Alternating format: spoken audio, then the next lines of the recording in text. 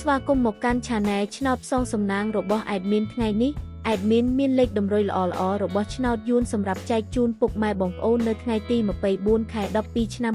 2025 នេះដូចនេះ Admin មិនចង់ឲ្យចំណាយពេលវេលារបស់ពុកម៉ែបងប្អូនយូរតោះយើងមកតាមដានលេខតម្រុយរបស់យើងទាំងអស់គ្នា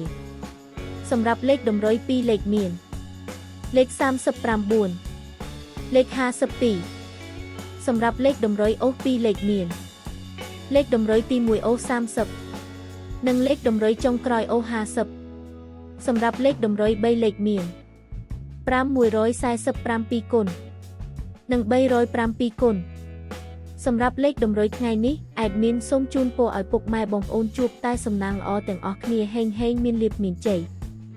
ជាចុងក្រោយសូមកុំភ្លេចជួយចុច Subscribe និង Comment ហើយដាក់សញ្ញារូបកណ្ដឹងដើម្បីជួយផ្ដល់កម្លាំងចិត្តមកកាន់ Admin ជាពិសេសងាយស្រួលតាមដានវីដេអូថ្មីនិងលេខតម្រុយល្អៗជាប្រចាំថ្ងៃជាមួយ Admin សូមគោរពលាពុកម៉ែបងប្អូនពីខ្ញុំបាទ Admin ឆ្នោតផ្សងសំណាងល្អទាំងអស់គ្នាសូមអរគុណ